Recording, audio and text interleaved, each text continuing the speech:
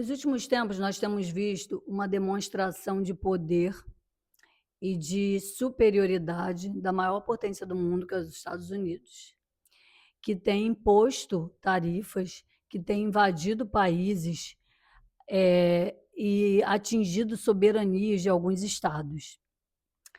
E aí eu te pergunto, por que nós ainda precisamos de líderes?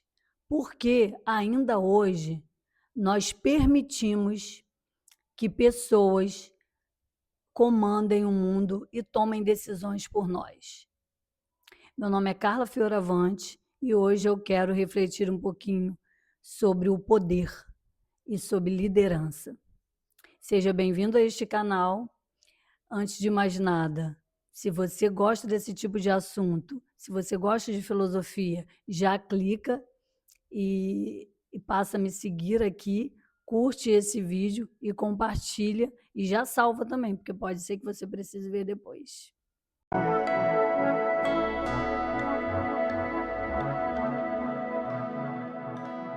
Afinal, numa era em que a gente prega tanta liberdade, autonomia para fazer as nossas escolhas, nós ainda vivemos sob o comando de outras pessoas. Nós ainda vivemos sobre a esfera dos estados. Por que que ainda permitimos que existam estados e líderes que nos comandem e façam coisas que muitas vezes a gente não concorda? Por que a gente ainda permite esse tipo de coisa? Por que que ainda precisamos de lideranças? O Estado é um tipo de poder, é uma esfera de poder, mas existem muitas outras. Existem as religiões, existe a família, existe a escola e tantas outras esferas que a gente precisa se submeter, né? Foucault já dizia, num trabalho que ele tem sobre a microfísica do poder, que nós vivemos, desde que nascemos, sobre pequenas relações de poder e que o poder ele serve para disciplinar o ser humano, para amansar o ser humano e fazer com que a gente se submeta e entre e faça aquilo que o sistema precisa que a gente faça.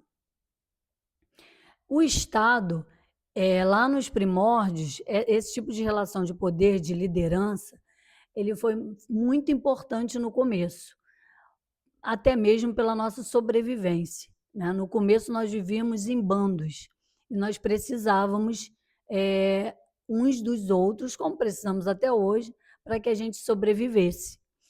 E dentre os bandos começaram a surgir aqueles guerreiros que se destacavam e também aquelas pessoas que se destacavam como sacerdotes, porque a religião também foi muito importante para unir o grupo. Então, tanto os sacerdotes quanto os guerreiros foram figuras importantíssimas no começo para poder nos agrupar e para poder nos proteger enquanto grupo. E é daí que começam as primeiras relações de poder. Na verdade, o que é o poder? O poder é quando você impõe a sua vontade, quando você consegue realizar aquilo que você deseja, que você pretende. Então, se você for observar, nas suas relações com outras pessoas, sempre vai existir relações de poder, seja entre você e seu filho, entre você e sua mãe ou seu pai, dentro do seu trabalho, dentro da religião que você frequenta e também no Estado. No Estado, na verdade, a gente cede, né? Como vivemos numa democracia, no caso do Brasil, e de grande parte do mundo, a gente cede o nosso poder para que uma outra pessoa possa governar no nosso lugar. Então, quando tem eleições, por exemplo, para que a gente escolha os políticos, você precisa escolher alguém que tenha afinidade com aquilo que você pensa, porque, na verdade, você está dizendo para essa pessoa, olha, você está aí me representando. Mas nós sabemos que nem todo mundo consegue fazer com que o seu candidato ganhe. Então, essa representação ela é feita pela maioria, né? Então, ainda que uma minoria não votou, não quer aquele político lá em cima, ela acaba tendo que se submeter à vontade da maioria. Então, vivemos hoje grande parte dos países vivem sobre estados que são governados por pessoas que, na verdade, representam o povo. Claro que nós ainda temos também estados autocráticos, estados de ditadura, estados com teocracia, como é o caso do Irã, onde o governante representa também a religião, mas grande parte dos estados eles têm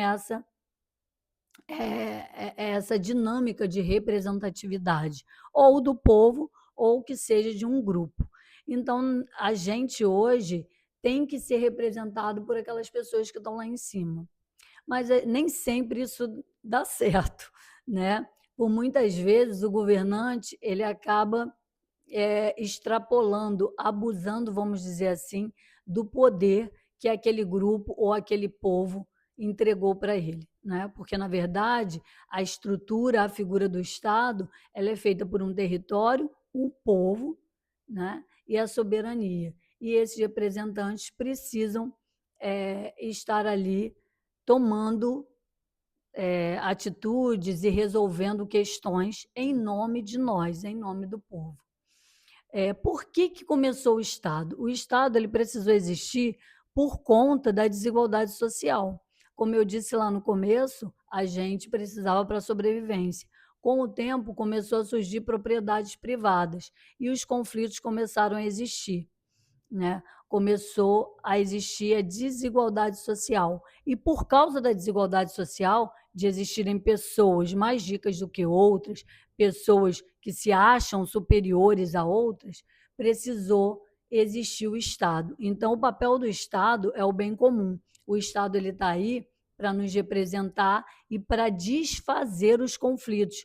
Ou seja, lá no fundo, o papel do Estado é defender aquelas pessoas que precisam, né, que são a minoria, que tem menos poder aquisitivo, econômico, enfim. Mas o que a gente vê hoje em dia é que muitas dessas pessoas, depois de estarem no poder, acabam extrapolando esse poder e abusando desse poder e tomando decisões que, na verdade, não são para o bem do povo, mas são por puro orgulho ou vaidade própria, como nós temos visto de um tempo para cá, aí entre alguns líderes mundiais, né? Então, por que a gente ainda permite isso? E por que a gente ainda precisa de líderes? Por que, na verdade, a gente ainda precisa de Estado? Lá no começo foi importante, mas será que já não é hora da gente começar a pensar em outras formas de organização, formas onde a gente possa intervir de uma maneira mais incisiva e evitar esse tipo de abuso? Aí é que entra a questão do desenvolvimento, né? Eu não gosto dessa palavra evolução, mas vamos dizer do desenvolvimento da humanidade. A questão do poder, ela é uma questão simbólica, né? Ela está dentro da cultura. Então, na verdade, o poder ele não tem forma, né? O poder é algo que permeia o simbólico. Nós construímos essa ideia de poder e nós acabamos construindo as relações de poder. Então, para a gente desconstruir isso, demora algum tempo. E acredito que já está na hora da gente começar a pensar sobre isso e a começar a desconstruir essa ideia de poder que nós vivenciamos até hoje. A nossa educação, né, a nossa cultura, ela é passada de geração para geração. E por isso ela demora muito para mudar, ela muda muito devagarinho, muito aos pouquinhos. Então, nós ainda vivemos com essa ideia de liderança, de poder, que há séculos atrás foi construída exatamente porque o simbólico ele muda muito devagarzinho. Então, na verdade, para que a gente mude essa estrutura de Estado de poder que a gente primeiro precisa mudar a parte simbólica, a gente precisa mudar o nosso entendimento do que é poder. E pensar em viver sem liderança é muito complicado para o ser humano, Quando a gente pensa que a gente não vai ter um líder para resolver e decidir as coisas pela gente, a gente meio que entra em pânico, porque quando a gente precisa decidir as coisas, a gente precisa ter responsabilidade. É muito mais fácil a gente dizer: olha, aquilo ali não foi resolvido porque o prefeito não quis, aquilo ali não foi resolvido. Olha, está enchendo a cidade também, esse prefeito não toma providência, mas se esquece de que você jogou aquele lixinho no rio. Né? Então, viver sem Estado, viver sem liderança, é ter que assumir suas próprias responsabilidades. Então, nós, enquanto humanos, enquanto sociedade, ainda não estamos prontos para assumir essas responsabilidades. Só vamos conseguir ter uma outra estrutura de poder mais justa e que prejudique menos a gente e que ninguém precise ficar jogando bomba de um lado para o outro, porque guerra, gente, o que está acontecendo aí só prejudica os mais pobres, porque os líderes eles estão lá protegidos, né? Os pobres é que se ferram, é que são os mais prejudicados no fundo. Mas para que a gente mude tudo isso, a gente precisa primeiro mudar o nosso pensamento, mudar o nosso interior, e entender que liberdade, né, por consequência, gera responsabilidade.